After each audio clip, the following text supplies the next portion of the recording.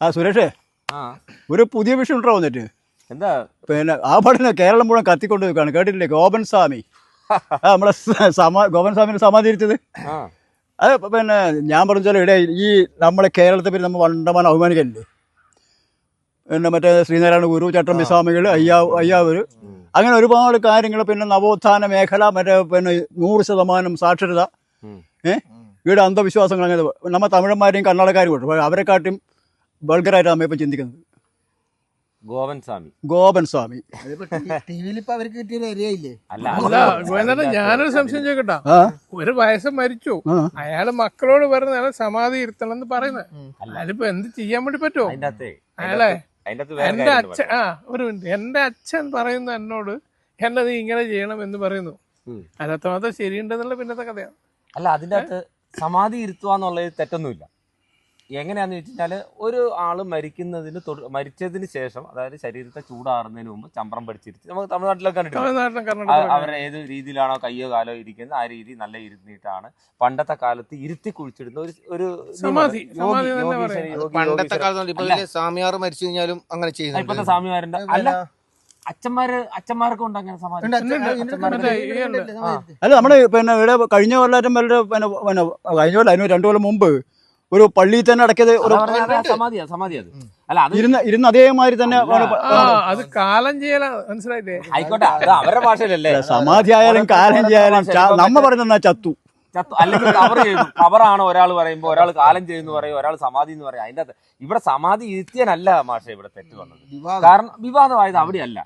ഒരാള് മരിച്ചതിന് ശേഷം അയാളെ സമാധി ഇരുത്താന്ന് ആ അയൽവക്കംകാരോ ചുറ്റുമുള്ളവരെ ആരെ അറിയിക്കാണ്. അതാ വിഷയം. അല്ലാണ്ട് ഇവിടെ സമാധി ഒരാൾ മരിച്ചു കഴിഞ്ഞാല് നമ്മൾ പെട്ടെന്ന് അയൽവക്കക്കാരെ അറിയിച്ചു, കൂട്ടുകാരെല്ലാം വിളിച്ചു വന്നില്ലേ? ഇത് ഒരു കുഞ്ഞു അറിയുന്നില്ല അവര്, അതോടെ സംശയം വന്നവർക്ക്. ഇത് രഹസ്യമായിട്ട് നടത്തിയതുകൊണ്ടല്ലേ ആള് ഇയാളെ കൊന്നിട്ട്. അതുമല്ല മാഷെ, അതൊരു വേറെ ഒരു ദുർഗതിന്റെ അല്ലേ, നമ്മ അങ്ങനെ പറഞ്ഞു പോയിട്ട് കാര്യമില്ലല്ലോ. പിന്നെ ഇയാൾ മരിക്കുന്നതിന് മുമ്പ് പ്രഷറിന്റെ മരുന്ന് കൊടുക്കുന്നു, ഷുഗറിന്റെ ഗുളിക കൊടുക്കുന്നു, എന്നിട്ട് കഞ്ഞി കുടിപ്പിക്കുന്നു, തൈര് ഒഴിച്ച് കഞ്ഞി കുടിപ്പിക്കുന്നു, എന്നിട്ട് ഇയാളെ ഇരുത്തുന്നു, എന്നിട്ട് നെഞ്ച് വരെ ഭസ്മവും മറ്റേ ചന്ദനലേഖയും അങ്ങനെ അതെല്ലാം കൂടി കൂടിയിട്ട് മൂടുന്നു, എന്നിട്ടും ഇതാക്കുന്നു. അപ്പോൾ യഥാർത്ഥത്തിൽ നമ്മെല്ലാം മനസ്സിലാക്കേണ്ടത്, ഇയാള് സമാധി ഇരുത്തുന്ന ആ ചടങ്ങിൽ ആകുമ്പോഴേക്കും ഇയാൾ മരിച്ചിട്ടില്ല. അതാണ് കുഴപ്പം. അതിന്റെ അകത്ത് വേറെ നമ്മൾ മരിച്ചിട്ടില്ല എന്നുള്ളതല്ല അതിന്റെ അകത്ത് പ്രശ്നം. മരിച്ചിട്ടില്ല എന്നുള്ളതല്ല അതിന്റെ അകത്ത് പ്രശ്നം. നമ്മൾ ഇവിടുത്തെ തർക്കം വരുന്നത്, അയൽവക്കംകാരെയൊക്കെ വിളിച്ച്, ശരി സമാധിയാണ് ഇരുത്തുന്നതെങ്കിൽ അയൽവക്കംകാരെയൊക്കെ വിളിച്ചിട്ട് അവരെല്ലാവരും കൂടിയിട്ട് എന്റെ അച്ഛൻ മരിച്ചു, അന്നേരം നമ്മൾ ഇങ്ങനെ അച്ഛന്റെ ആഗ്രഹം സമാധിയാന്ന് പറഞ്ഞ് വിളിച്ചിട്ട് ചെയ്തായിരുന്നെങ്കിൽ ഈ ചടങ്ങൊക്കെ ചെയ്യാം. 4 പേരെ വിളിച്ചിട്ട്. സുരേഷ്, ആ വീടുമായിട്ട് പുറത്തുള്ള ആൾക്കാർക്ക് യാതൊരു ബന്ധുല്ലാന്നാ പറഞ്ഞത്. ഇവര് അയൽവക്കക്കാരായിട്ട് ബന്ധങ്ങൾ വളരെ ദുരൂഹമായ ജീവിത രീതിയാണ്. സാക്ഷര ലോകത്ത് ജീവിക്കുന്നവരല്ലേ അതാണ് സംഭവം. അല്ല, കേരളത്തിൽ ഇപ്പോൾ എവിടെയൊക്കെ നടക്കുന്നുണ്ട്. വിവേകാനന്ദനെ സമാധി ഇരുത്താൻ പറഞ്ഞിരുത്തിനാ, വേദന പിന്നെ സമാധി ഇരുത്തേക്കൊന്നും എടുത്തുകൊണ്ടുപോയി. സമാധി ഇരുത്തല്ലേ അയാളെ പോസ്റ്റ്മോർട്ടം ചെയ്തിട്ട് അടക്കേന് ഇല്ലേ? അത് അങ്ങനെ 1921 അയാൾ സമാധിയാവുന്നത്. അപ്പൊ അവിടെ തന്നെ ഇതാക്കി. പക്ഷെ ഗുരുസ്വാമിനെ സമാധിയാക്കി, നാരായണ ഗുരുസ്വാമിനെ സമാധിയാക്കി. പക്ഷെ ഈ ഗുരുസ്വാമിയെ സമാധിയാക്കുന്ന പറയുമ്പോൾ 100-500 ആൾക്കാർ കൂടി നിൽക്കുന്ന സ്ഥലത്താണ് ഇയാളെ സമാധി ഇരുത്തുന്നത്.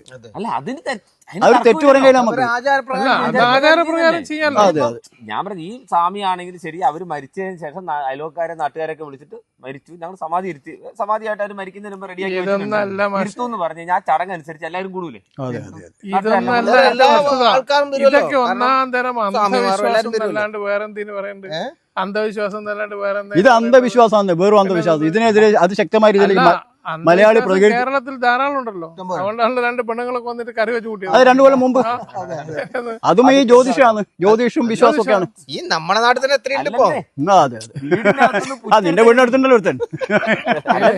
വീടിന്റെ അകത്ത് പുറ്റെടുത്തിട്ട് അതിന്റെ നിധി ഉണ്ടെന്ന് പറഞ്ഞൊരു വീട് കുഴിച്ച കേസില്ല, അതാണ് നമ്മുടെ നാട്ടുകാരില്ലേ? അതെ, പുറ്റെടുത്ത കേസ്. അത് 2 കൊല്ലം മുമ്പ് പറഞ്ഞത്, അതറിയില്ലേ? അപ്പോ ഇതൊക്കെ ശരിക്കും പറഞ്ഞിട്ടുണ്ടല്ലോ, ഈ അന്ധവിശ്വാസം ഭയങ്കര വിവരങ്ങളുള്ളവരാ നമ്മെല്ലാരും.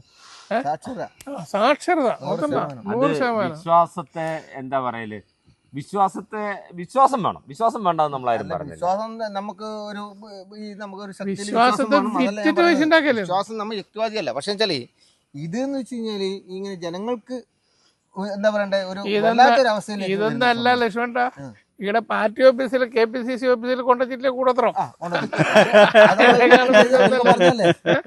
അല്ല അപ്പൊ ഇതിന്റെ അകത്ത് സത്യം എന്നാണ് മിഥ്യ എന്നാണെന്ന് തിരിച്ചറിയാൻ വയ്യാത്ത അവസ്ഥയാണ്. അല്ല സുരേഷേ, ഇവരെന്ത് ചെയ്താലും ഇവരെങ്ങനെ ചെയ്തു എന്ന രീതിയിൽ നമ്മളൊരു ചിന്താ വിഷയമല്ല. നമ്മളെ സംബന്ധിച്ചുള്ള ഇത് കേരളീയ സമൂഹമാണ്. ഈ സമൂഹത്തിൽ ഇത്തരം അനാചാരങ്ങളും അന്ധവിശ്വാസങ്ങളും നടത്താൻ കഴിയില്ല. നമ്മൾ വിചാരിക്കും നമ്മ ഒരാളല്ലല്ലോ, നമ്മ ഇപ്പൊ 4 ആളോ 5 ആളോ ഉണ്ടല്ലോ. എന്തുകൊണ്ട് അങ്ങനെ തുറന്നു പോന്നു? പ്രതികരിക്കാത്തതുകൊണ്ടാണ്. പ്രതികരിച്ചാ തീരും. ഇതിപ്പോ നമ്മ പ്രതികരിച്ചാല് ഇതിന്റെ പിന്നിൽ ഒരുപാട് ആൾക്കാരുണ്ടാവും. കഴിഞ്ഞ ദിവസം അവരുടെ സമാധി പൊളിക്കാൻ പറയുന്ന സമയത്ത് അവര് വിളിച്ചു പറഞ്ഞു കേട്ടില്ലേ, നിങ്ങളെന്ന സമാധി അല്ല പൊളിക്കേണ്ടത്, നിങ്ങളെന്നാ പോയി കബർ പൊളിക്ക്.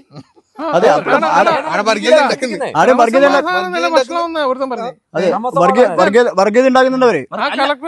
കളക്ടർ ചെക്കനോട് പിന്നെ എന്താ പറഞ്ഞു, പിന്നെ ക്രമസമാധാനത്തിലെ തകരും. സത്യം പറഞ്ഞ നമുക്ക് അഭിമാനിക്കാം കേട്ടോ. നമ്മളെ നാട്ടുകാരൻ ചേക്കാൻ ഒരു ഡെപ്യൂട്ടി കളക്ടർ ഉണ്ടായതുകൊണ്ട് ഈ കാര്യങ്ങൾ ഇത്രയും ഭംഗിയാ ചെയ്തു.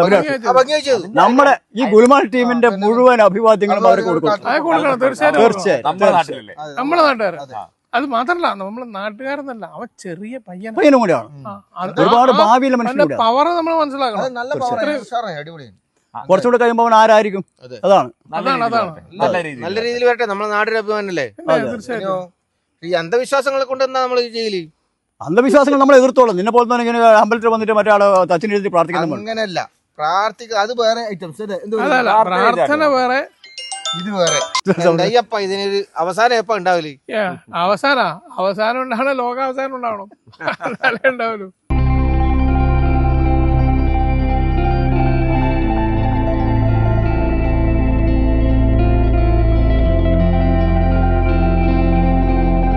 Saint Mary's nursing college Cherupuzha 100% ജോലി ഉറപ്പോടെ nursing assistant, lab technician, pre primary teachers training കോഴ്സുകൾ. ചുരുങ്ങിയ ഫീസ് നിരക്ക്, തവണകളായും ഫീസ് അടയ്ക്കാം. 30 വർഷത്തെ സേവന പാരമ്പര്യവുമായി സെന്റ് മേരീസ് നഴ്സിംഗ് കോളേജ്, അമ്പലം റോഡ്, ചെറുപുഴ. ഫോൺ 9947771550.